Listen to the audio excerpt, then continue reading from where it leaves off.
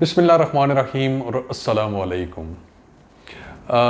गुफ्तगू किताबों से मुतल्लिक वो जारी है और आज मैं किताब और साहिब किताब दोनों को लेके आपके सामने मौजूद हूँ। किताब है ज़ात पात के कैदी और किताब के लिखारी साहिब किताब वो मेरे दोस्त एडवोकेट सोहेल शफीक साहब वो मौजूद हैं। सोहेल भाई खैरियत से हैं? जी मैं खैरियत से हूँ। बहुत शुक्रिया जवाद भाई कि आपने मुझे अपने प्रोग्राम में बुलाया। मैं आपका बहुत शुक्रगुजार हूँ। माशाल्लाह जी। वक्त को हम जो है कीमती बनाते हुए वो अपनी गुफ्तगू को जामे बनाते हैं। सोहेल भाई क्या ज़रूरत पेश आई कि ज़ात पात के कैदी इस पे गुफ्तगू करने की तहरीरी तौर पे? जवाद भाई लिखने का तो मुझे शुरू से ही शौक़ है, कुछ ना कुछ लिखता रहता हूँ। बुनियादी तौर पर आपको पता है मैं वकील हूँ, तो लॉ के ऊपर भी मैंने काफ़ी आर्टिकल्स लिखे हैं। बुक भी एक मेरी तैयार है उसके ऊपर। तो ज़ात पात के हवाले से ये है कि जब मैं वकील बना तो कोर्ट में ट्रायल के हवाले से जब मेरा कोर्ट्स में मुशाहिदा हुआ तो यहाँ पे हमारा एक लॉ है high court rules and order. ठीक है। तो उसके अंदर लिखा हुआ है कि जब भी कोई गवाह शहादत देने आएगा तो वो अपनी कास्ट भी लिखवाएगा। ठीक है। मैंने वो देखा, महसूस किया कि जिन लोगों की कास्ट तो ऊंची होती है ना, बड़े धड़ल्ले से जज साहब को बताते हैं लिखें जी राजपूत, लिखें जी अवान। तो जिन लोगों की कास्ट जो है ना हमारे सोसाइटी के मुताबिक वो ऊंची कास्टों में शुमार नहीं होते, तो वो बेचारे बड़े झिझकते हैं। और बाज़ का ऐसे होता है कि गलती में ना वो कोई गलत कास्ट बता देते हैं, अगला गवाह उसका भाई होता है तो वो दूसरी कास्ट बता देता है। तो बड़े बेचारे ना मैंने उनको किया इस तरह देखा। तो उस चीज़ ने मुझे एक ये सोचने पर मजबूर किया कि इस पे कुछ लिखा जाए। तो बुनियादी तौर पर तारीख़ मेरा पसंदीदा मजमून है, तो इस चीज़ के बाद फिर मैंने ये किताब जो है ना वो लिखी है। अच्छा सोहेल भाई, एक चीज़ मैं ये देखता हूँ कि इस तरह की किताबें या तारीख़ी किताबें उसमें ज़्यादा ये होता है कि ज़ाती पसंद या नापसंद होती है। हवाला जात बाज़ औक़ात तो दिए भी नहीं जाते, सिर्फ अपनी वो क्या कहते हैं जी सब्जेक्टिविटी और अपनी भड़ास निकालने के लिए वो होती है। बाज़ औक़ात हवाला जात दिए जाते हैं लेकिन उनकी ऑथेंटिसिटी क्या है उस पर भी सवाल होता है। आपने ये जो किताब लिखी है इसमें क्या कोई हवाला जात मौजूद हैं? अगर हवाला जात मौजूद हैं तो उनकी ऑथेंटिसिटी क्या है? जवाद भाई बहुत अच्छा आपने सवाल किया है। इससे पहले आप ज़ात के हवाले से किताबों को अगर देखना शुरू करें तो हर ज़ात ने ना अपनी ज़ात को मशहूर करने के लिए या अपनी ज़ात को एक प्रेजेंट करने के लिए किताबें लिखी हैं। मसलन किताब होगी जाट कबाइल, उसमें जाटों की शान बयान होगी और तरह तरह के किस्से कहानियाँ उसमें लिखी होंगी जिनका ना तो कोई तारीख़ी रिकॉर्ड होता है और ना ही उसके पीछे कोई आपको किसी किस्म की कोई तारीख़ी बुक या वाला मिलता है। इसी तरह की किताबें राजपूतों ने लिखी हैं, अवानों ने लिखी हैं, हर कास्ट ने लिखी हुई हैं। तो बुनियादी तौर पर उनका मकसद खुद नुमाई होता है, खुद को अपने कबीले को दूसरों से बड़ा साबित करना। मेरी किताब जब आप पढ़ेंगे तो इसमें तकरीबन 130 किताबों के हवाला जात मौजूद हैं। और अथेंटिसिटी के हवाले से ये आपको मैं बताऊं कि अनफॉर्चुनेटली जब हम इंडिया की तारीख पे नज़र दौड़ाते हैं तो हिंदुस्तान में बाकायदा तारीख नवीसी का कोई कॉन्सेप्ट ही नहीं था। ठीक है। इंडिया में तारीख नवीसी का जो आगाज़ हुआ वो मुसलमानों की आमद के बाद हुआ है। तो इससे पहले जब इंडिया की तारीख के बारे में हम कोई मालूमात हासिल करना चाहते हैं तो वो हिंदू मज़हब की मुक़द्दस किताबों को पढ़ना पड़ता है। तो इसमें भी हिंदू मज़हब की जितनी मुक़द्दस किताबें हैं उनके हवाला जात मौजूद हैं, महाभारत के हवाला जात मौजूद हैं, वेदों के हवाला जात मौजूद हैं। तो वहाँ से हम तारीख़ को लेते हैं।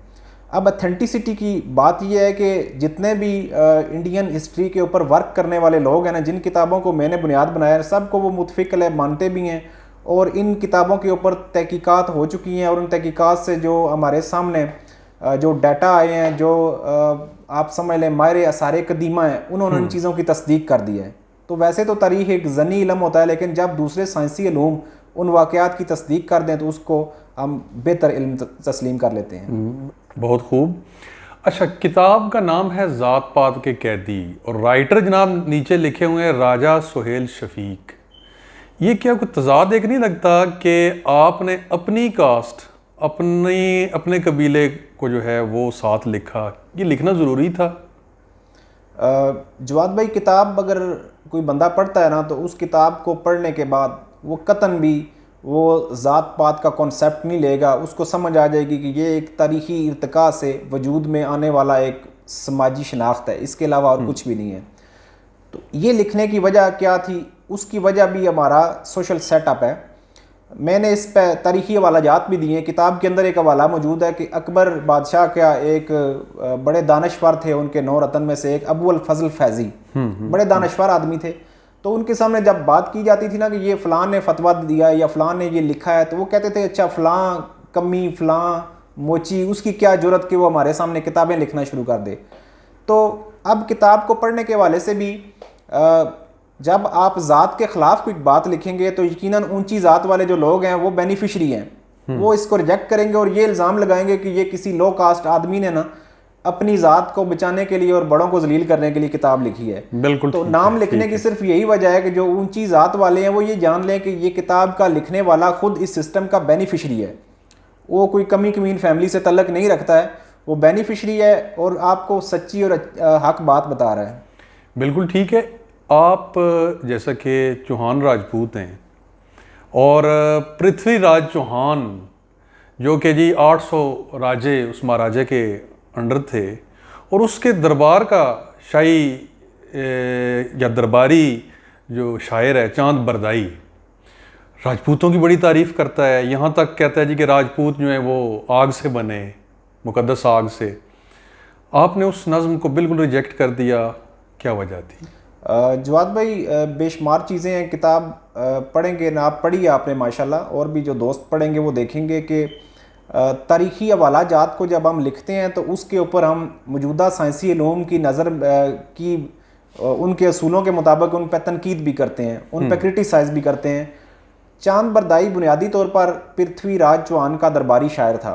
ठीक है। आप चूँकि माशाल्लाह खुद शायर हैं, आप तो एक ऐसे दौर में हैं जहाँ पे आज़ादाना शायरी होती है।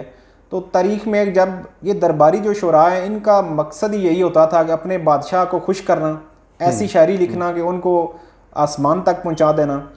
तो उसकी जो पृथ्वीराज उस चौहान का जो दरबारी शायर था चांद बरदाई, उसकी नज़म का नाम है राज रासो। राज रासो, ठीक है। वो नज़्म जो है बेसिकली राजपूतों की तारीख़ के बारे में है, उसमें उनकी बहादुरी के किस्से हैं, उनके आगाज़ के बारे में है।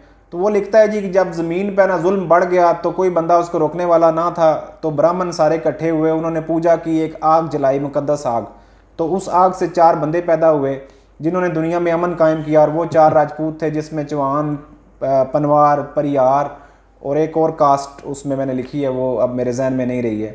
तो चूँकि अब ये बात जो है साइंसी इल्म जो हमारे सामने डेवलप होकर आए हैं और जो मुस्तनद तारीख़ी मवाद इंसानी इर्तिका के हवाले से मिला है, उसमें हम बड़ा इजीली कह सकते हैं कि आग से कैसे कोई इंसान पैदा हो सकता है। बिल्कुल इंसान तो अव्वल इंसान जो हज़रत आदम और हव्वा अलैहिस्सलाम है, उनसे हमारी नस्ल चली है, उनकी पैदाइश का एक पूरा नज़रिया कुरान मजीद में मौजूद है। फिर साइंस भी इस तरह की जो बातें आग से पैदा होने वाले उनको सपोर्ट नहीं करती, बिल्कुल उसे रिजेक्ट, इसलिए मैंने ना उसको रिजेक्ट कर दिया। अच्छा, आपने जैसे शुरू में एक बात कही कि कोर्ट के अंदर जैसे ज़ात लिखी जाती है और कुछ लोग वहाँ पे ज़ात, आप जैसे कह रहे थे कि लो कास्ट, वैसे तो हम एक ही कास्ट हैं, हम आदम अलैहिस्सलाम की औलाद हैं, लेकिन लो कास्ट उन्हें कहा जाता है गैर ज़राअत पेशा, आम तौर पे उन्हें कमी गमीन का लफ्ज़ उनके लिए इस्तेमाल किया जाता है, वो अपनी ज़ात छुपाते हैं।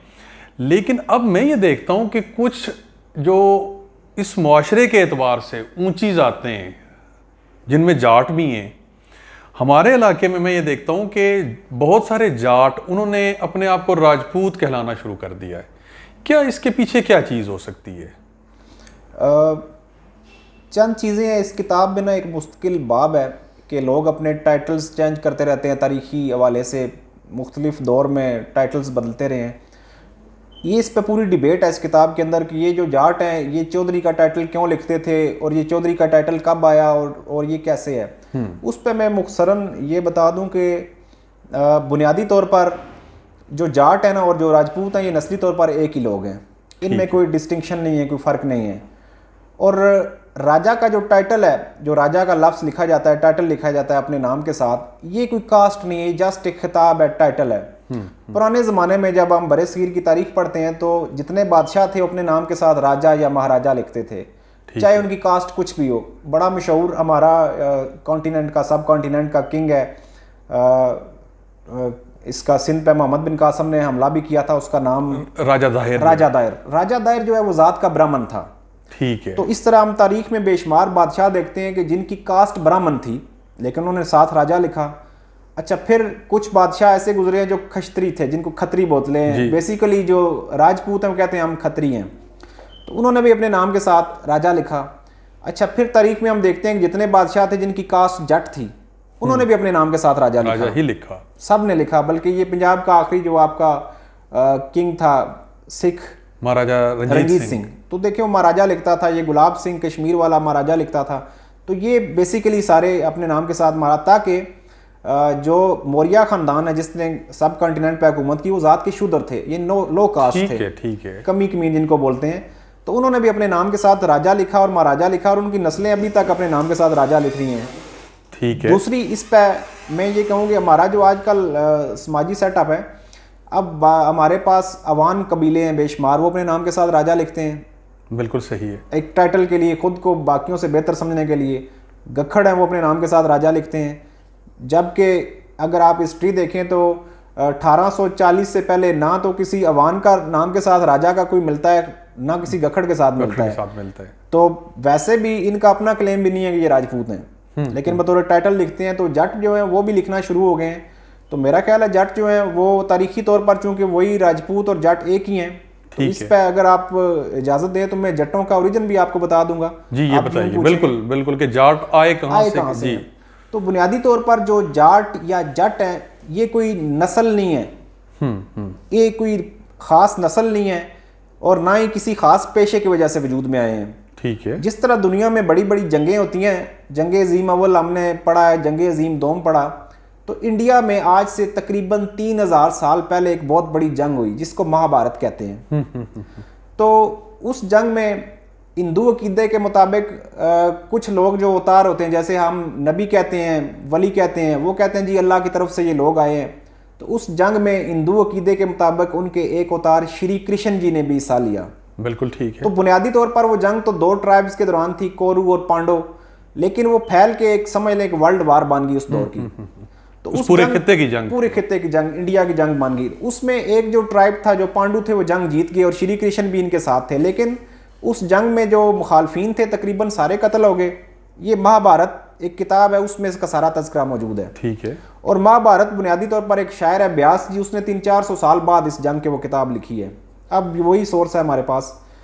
अच्छा, वो जब कत्ल हो गए तो पांडु जो थे या उनके जो अलाइंसेस थे वो भी मेजॉरिटी में कत्ल हो गए। तो श्री कृष्ण जी ने उनको कहा कि अगर आप इस तरह मज़ीद लड़ते रहे, मज़ीद जंगें की, तो हम बाहर से, यूरोप से या दीगर दुनिया से कोई हमलावर हुआ, हम तो हार जाएंगे, हमारे पास तो स्ट्रेंथ ही नहीं रही। तो उन्होंने सारे कबाइल को मिला के एक अलायंस बनाया कि हम आपस में वार नहीं करेंगे। ठीक है।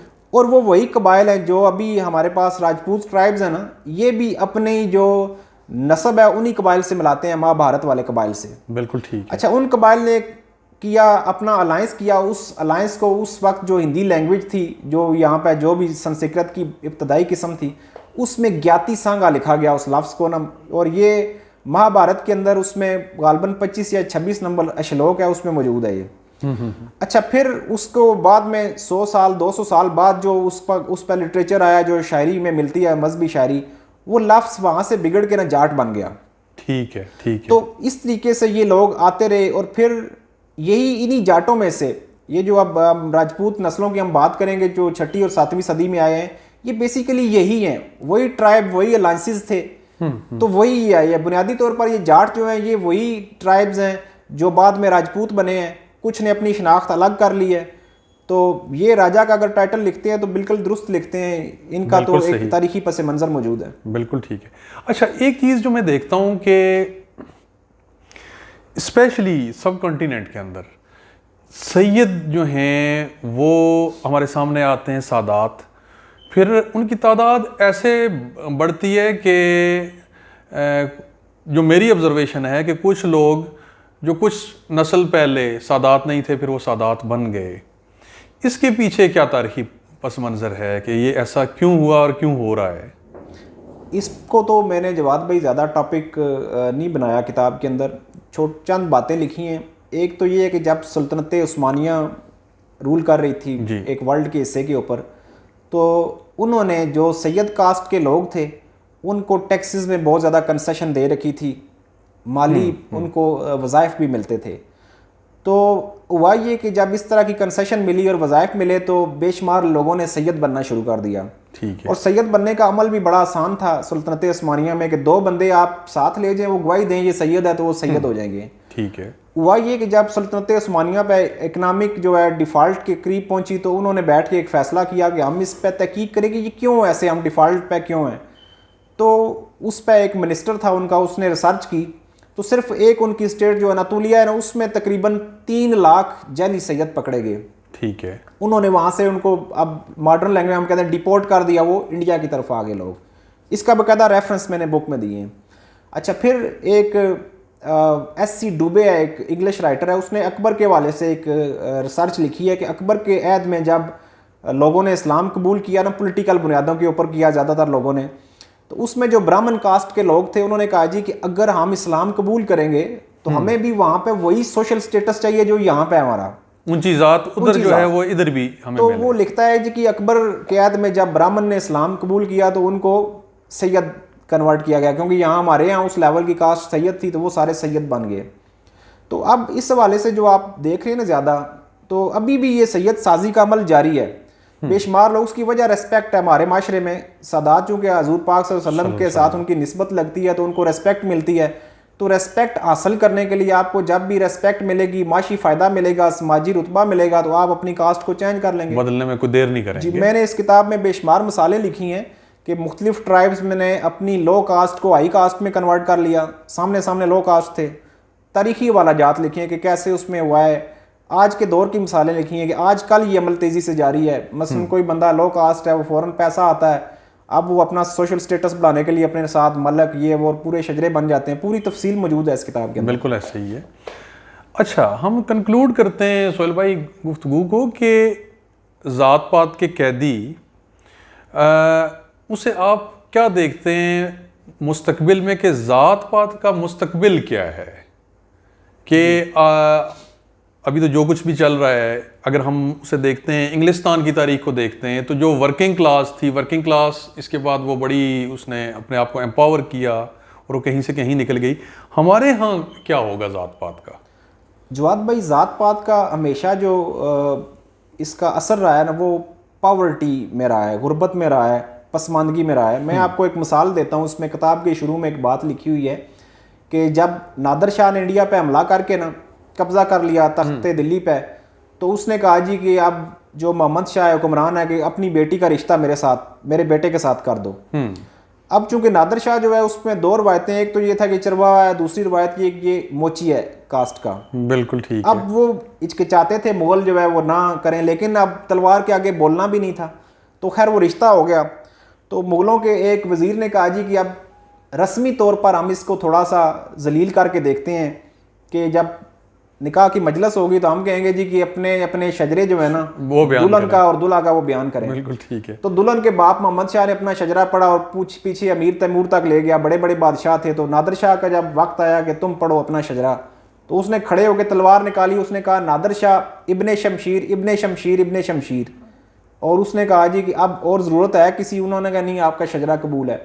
तो बताने का मकसद ये है कि ज़ात पात का कभी भी इसका कोई रोशन पहलू नहीं रहा है, ये कमज़ोर लोगों के लिए रही है। नादर शाह जैसे लोगों ने मोची होके जो नस्ल दर नस्ल बादशाह थे उनको रोन डाला, उनकी बेटियों से शादियां भी कर दी, एक नस्लें चला ली।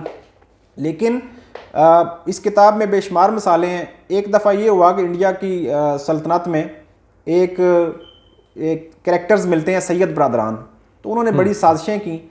तो उसमें मुख्तलिफ बादशाहों को बिठाते उतार देते, तो एक सूरत हाल ऐसी बनी कि लोगों ने कहा जी कि आप सिर्फ उस बादशाह को बिठाएं जिसका जो खून जो है ना वो दोनों तरफ से मुग़ल एम्परर्स के साथ मिलता है। तो उस तरह का सिर्फ एक लड़का मौजूद था जिसकी उम्र 14 साल थी और वो कैद था। उन्होंने कहा कोई बात नहीं, उसको ले आते हैं। वो नजीबुल तरफैन जो है वो मुग़ल था। तो उसको दरबार में बुलाया गया, नला धला के उसको जो है वो लिबास लगाया गया, शाही लिबास उसको पहनाया गया। और दस्तूर के मुताबिक जब उसने तख्त पे बैठना था तो शाही फौज जो थी उसने उसको सलामी देनी थी तलवारें निकाल के। तो जो ही उसने तलवारें निकाल के सलामी दी तो वो चीखे मार के भाग गया, जाके माँ के साथ लिपट गया। तो दरबारी सारे हैरान हुए कि क्या हुआ। तो उसकी माँ ने कहा असल में जब ये पैदा हुआ तो मैं जेल में थी, तो ये मसलसल जेल में ही पला बड़ा है, तो यहाँ या औरतें इसने देखी हैं, यहाँ एजड़े आते हैं हमें, तो उसकी तरबियत जो हुई है ऐसे ही हुई है। तो ये बताने का मकसद ये है कि इसका कुछ फ़ायदा नहीं है। अब वो मुग़ल था लेकिन तलवारों से डर गया, उसके बाप दादा ने खोपड़ियाँ जो हैं वो मीनार बनाए हुए थे।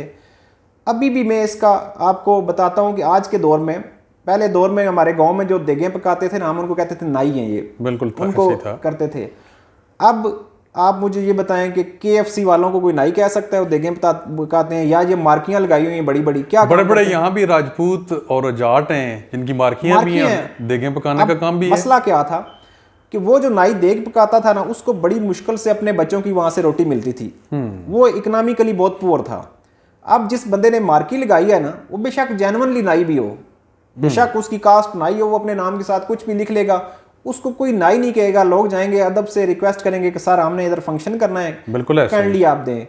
अच्छा, पहले जो जूता बनाता था उस बेचारे को बड़ी मुश्किल से ना, ये जमींदार लोग बाद में एक बोरी गंदम की देते थे साल के बाद, उसका गुजारा ही नहीं होता था। बेसिकली ये ज़ात पात जो है, ये माशी जो आप कह सकें अबतरी थी ना, इसकी पैदावार थी। आज आप देखें जो सर्विस वाले जूते बनाते हैं, आप उनको मोची कह सकते हैं, वो तो चौधरी हैं जनाब, गुजरात चौधरी हैं। बाटा वाले आप देखें, तो मकसद सिर्फ ये है कि वही काम जब आप छोटे पैमाने पे करते हैं आपको बचत नहीं होती, आप बड़ी मुश्किल से होते हैं, आप कमी मान जाते हैं।